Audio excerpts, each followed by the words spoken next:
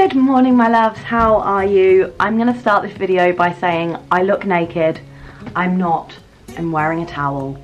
All is well. Today is our consultation day for our frozen embryo transfer, which means I'm also having a fertility ultrasound. So I've just got out the shower. Joey is in nursery today. We've paid for an extra day for him, so he is in nursery today so Marco and I can go together. I dropped him off at nursery, came home, I've had a shower, I've had the everywhere shower girl, and I really hope the consultant appreciates the fact that I have made more effort for them than I have for Marco in about 10 years. So here we go. So I'm now getting ready before we head off to London.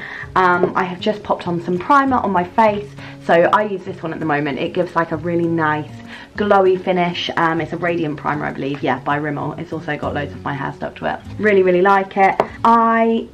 I'm quite looking forward to today, actually. We've kind of said that we're going to make a bit of a day of it. So our train is at 10:10. Our appointment isn't till 2, but it was our 6-year wedding anniversary yesterday. So we said that we would go out for a nice lunch together. So we've booked an Italian in Marylebone. I think you say it Marylebone. So that'll be really nice before we then go and have the consultation.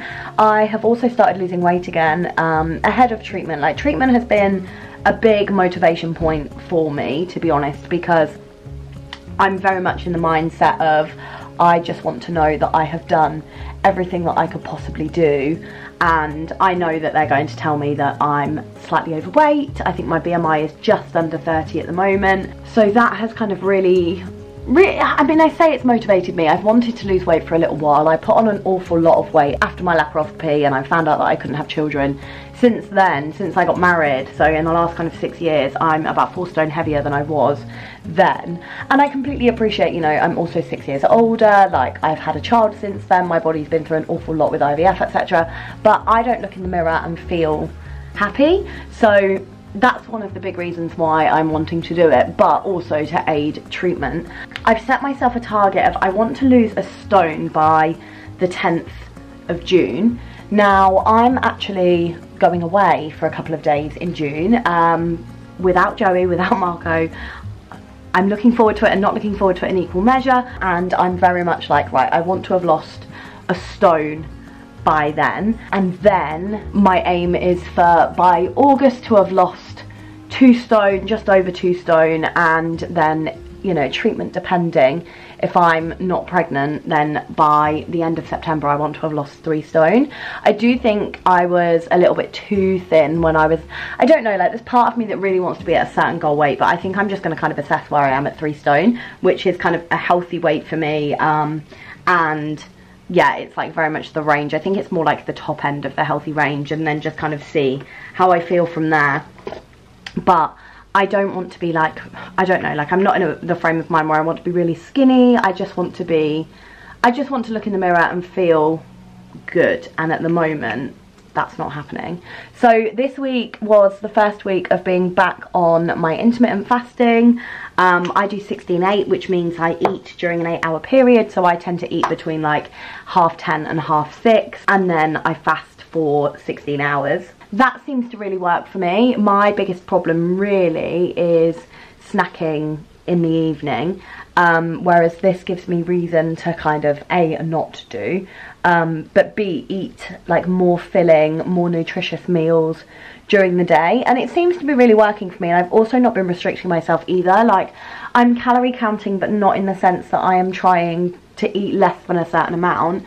I just think that one of my big issues is portion control. I'm not very good at portion control at all, and so I always end up kind of overeating, which really isn't, you know, ideal. So at the moment I'm just kind of trying to be aware of what I'm actually putting into my body and what that looks like numerically. It is just really important to me that I don't restrict myself. Like, I hate dieting in any form. I hate any form of restriction, so I don't intend on doing that. It's now 9:25, so I have about 25 minutes until we need to leave. I think I've put too much of that on. Oh no, it's okay, once that's buffed out that'll be fine. This, by the way, is great. It's a cream contour bronzer thing, just by Revolution. It was really cheap. I needed something. It was in the shop, called Glow Edit, cream and bronze edit. Love it, really good. This is the light shade, I think, yeah, although it does still feel quite dark, but oh well. I look like I've got a suntan, which I definitely don't.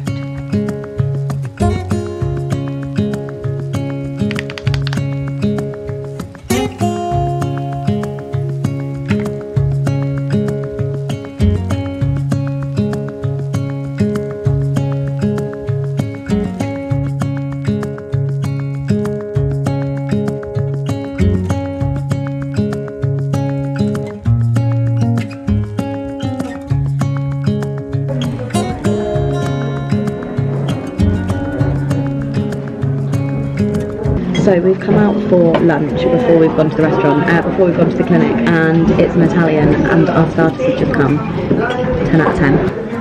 So mine is, what's mine? Salmon with beetroot and burrata. Yeah? Which just looks really good. Cute little flowers. And what have you got? What is yours? Panzerella. Which is? It's like a ham and cheese filled Pastry. pastry. No, it's not a pastry. It's closer to a pizza than it is a pastry. But Is it good? that would you like it? You were literally just eating. Oh. Yeah?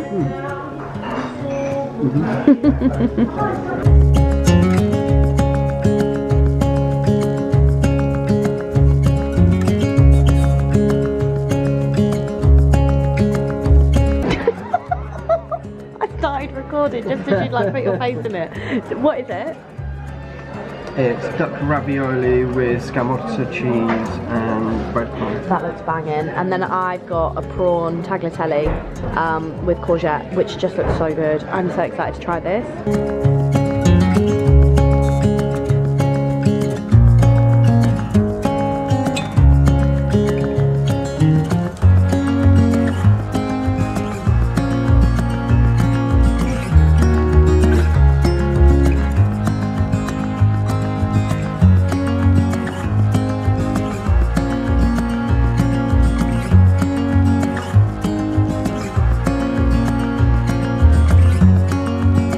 Hello guys, we're back. We are back. I literally didn't film a thing while we were in there. Firstly because when we got into the waiting room, like initially I'd planned on like just kind of just talking to you a little bit there, but there were a lot of people in there and I just think A, I am not confident enough for that, and B, you know, I don't think it's fair on the other people that are there. And then when we were actually in the consultation room, it was just, yeah, obviously in there, bam, bam, bam, all done. So I thought we would come home and then just kind of talk to you about it all. So we've just got home now, so it's 4:30. We've got about an hour before we need to go and pick up Joey. We've come home, decompressed, we've spoken about everything on the way home, and yeah, it's all kind of becoming very real now. A mixture of feeling excited, nervous, scared, all of those different emotions, but it went really, really well. Our consultant was lovely. She was so attentive.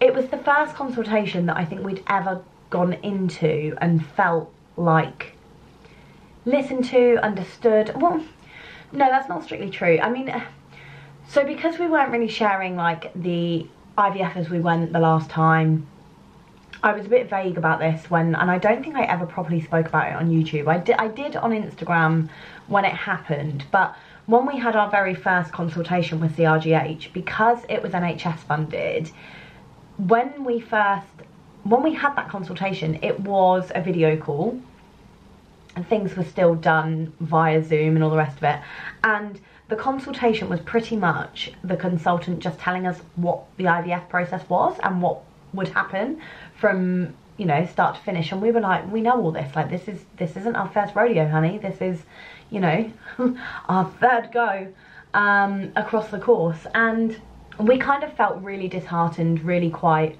upset, and a bit like, what's the point? Like there was a conversation that we had at one point where I was very much like, that has done nothing to give me any faith in this clinic whatsoever. Like, are we just wasting our time doing this, and should we just go straight abroad, kind of thing. I emailed my concerns and then they contacted us, they gave us a phone call and kind of like rectified everything that they'd said, changed the entire protocol based on that. But they obviously hadn't read our notes the very first time we spoke with them, whereas this time we walked in there and she told me my history rather than the other way around. Like, it was lovely. She came and got us, took us upstairs, and in the lift on the way upstairs she was talking to us just, you know, about our day, just pleasant small talk. And then when we got into the room, it was brilliant. And like I say, she relayed our history to us, like even down to asking Joey's name, and she was just so lovely. And it was a really nice, like, we felt so comfortable from the get-go. So we were talking about our past treatment cycles, what we think it was that worked last time she had looked through our plan. There were a couple of things that she was a little bit unsure of. So for example, why I was on blood thinners. We know that I have a family history of blood clots in my immediate family, which is one of the reasons I'm on it. But they also did a blood test during the first during the preparation for treatment when we were with CRGH. So she just wanted to know if anything came back abnormal there, because all of my results were there except that blood test. So she doesn't know what dose to put me on, because there's a difference between if it's a family risk and it's just like that's the reason, or whether or not I actually have a clotting disorder. She asked whether or not my GP knew anything about that, but my GP put me on microgynon for 6 years when I shouldn't have been on that because of my family history of blood clotting. So my GP, I assume, knows nothing in this department, so I have to contact CRGH regarding that. She also wants my thyroid to be tested. She is going to send that over to me so I can ask my GP to do it, but if my GP is not going to do it, that's absolutely fine. I'm quite happy. She said it was about £49, so I almost feel like paying the £49 just to kind of caveat going through my GP anyway. So they're my next two steps: get my thyroid tested and find out why, like predominantly what my dosage of blood thinners was and why I was on them, if there was anything other than the family history. So they're my two next steps, and then we can start moving the embryos, which is very exciting. But she did say that that should take about 2 weeks, given that the clinics are so close together rather than the 4, so that's great. The other thing that we spoke about is, you know, what we want our treatment plan to look like, in the sense that she's told me what she thinks I will be on. So it will be a case of, you know, taking the tablets to thicken my womb lining for 10 to 12 days or something like that, and then I will have 3 scans throughout the whole process. She's going to, I wonder whether or not she's emailed it over to me now actually. No, not yet. But I will effectively need 3 scans throughout the entire thing. Day 10 to 12 I will start taking progesterone. With progesterone, one of my concerns was that I was on so much progesterone when I was with CRGH that I am reluctant to drop that, and I did voice my concerns there and did kind of say I don't just want to be on a pessary or like anything like that. Like I do want to be on quite a progesterone heavy protocol, so that's been agreed. So I'm going to have a progesterone pessary twice a day, and then I'm also going to have an injection. I think it's Lubion. I'm going to be back on the blood thinners as well. Like I say, it's just the dosage that needs looking at, and then I will have the transfer. She thinks it should be quite straightforward. The grading of our embryos she did ask for, as that may change things. We also discussed PGT testing because we're only doing the 1 transfer. Is that something that we would consider? I don't think it is something that we would consider at this stage, where I say at this stage like there's going to be another stage, but I don't think it is something that we would consider, because I feel like, I don't know, I just don't think there's a need to. The embryos, like, one thing I don't do and have said numerous times on Instagram is that I don't really share the grades of our embryos, because I think I'm very much of the opinion that patients shouldn't know that information, because I think all it does is breed a comparison culture. And truly, if the embryologist didn't think that it was going to, if the embryologist didn't think it was going to stick, or that there was a chance it would develop into a viable pregnancy, then they wouldn't transfer it. So I don't think it's really information that I need to know. And therefore I don't really share it, because I know that when I've seen other people share about their embryo grading and mine hasn't been as good, I've got really panicky about that. But what I will say is they are generally good embryos, which, you know, is a first for us. Over 2 cycles we only had 1 embryo that was horrific quality, so this is new for us, that I don't feel the need to test them. There's nothing to suggest that that may be a problem, etc, etc. So we just decided that we don't think that's the right route for us. But the process now is, I mean, I couldn't believe how straightforward it all was, to be honest. It is literally a case of us getting my thyroid tested, finding out why or what dose of blood thinners I was on, starting the process to move the embryos, and then once the embryos have been moved, book my nurse's consultation, and then we can literally start whenever we want from that point onwards. Like, she asked whether or not we wanted to start in my next cycle, and I was like, no, like, I don't know, like, when, and she was like, when is your next cycle? And I was like, well, I don't really know, because I have PCOS and they're all over the place. And then she asked me, like, how severe my PCOS was, like, if I knew what my previous AMH levels were, and I was like, I've got no idea, like, really have no idea what my previous AMH levels are, because I've only ever got it tested once, actually. I might be able to find it. I had it tested with MediChex. Here, your latest test results are now available. So I have a thyroid test, which was done in April, literally this day, 2021.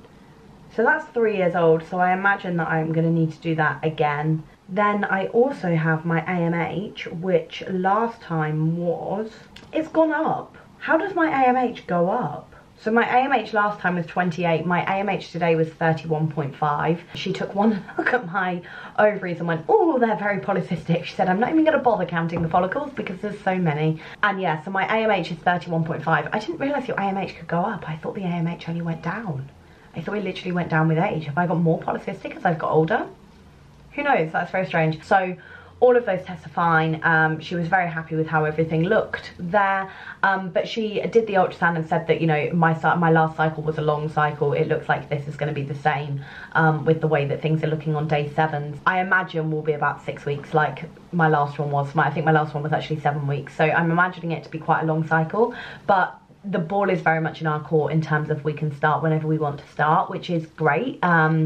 That's really good news for me. There's a lot of things that we, you know, are taking into consideration. Like I said earlier, I go away for a couple of days in June. Marco's actually going away for a 5-day stag do at the end of June. We have a lot of things to think about. We have the money side of things to think about. We just want to make sure that we are 150% ready to go when we go. So we don't know when we're going to be starting. We have an idea. We discussed that potential date with the consultant. The consultant was more than happy with that. As soon as we've had our nurse's consultation, we can order our medication for when we do start. But yeah, it's all systems go now. So we are going to start the process of moving the embryos as soon as I've had those tests done. It's all very exciting, but it's going to cost us £200 to move the embryos. I think we are just going to pay the £200 and do it.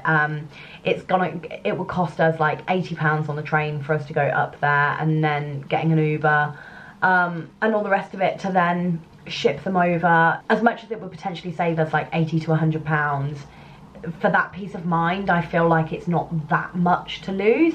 So that's what we're going to do. But yeah, I was genuinely really impressed with them today. Marco was as well. Like, the consultant was so lovely. It's the most comfortable I've ever felt having an ultrasound. Like, it was really just so chilled out and great, and it's a beautiful clinic. Everybody was so attentive. Today cost me £250, by the way. So it was £250 for this consultation and the ultrasound, and then my AMH test was £139, so that's £389, and then my thyroid test, I think she said, was £49. So quick maths I can't do. 438. Maths is not my strong point, gang, so I'm sorry if that's wrong. But yeah, so I think 438, which is a lot cheaper than we were actually quoted, because when we were on the phone and she'd kind of listed everything that we needed doing, she said it was going to be 579. So I don't know what the other like 140 odd quid was there, but oh well, I'm all for saving money. So there we go. On the basis that we budgeted 579, I think that also takes into consideration the cost of moving them, really. So very happy. But that's how our consultation went. So far I'm really, really happy with the interaction that we've had with the Evewell. They seem like a really good clinic, really attentive. So yeah, I'm excited. I'm going to email CRGH. I'm going to go downstairs and have a cup of tea. And yeah, thank you for watching this video. Do make sure that you like this video and that you subscribe. And I will see you Sunday, I think, for another video.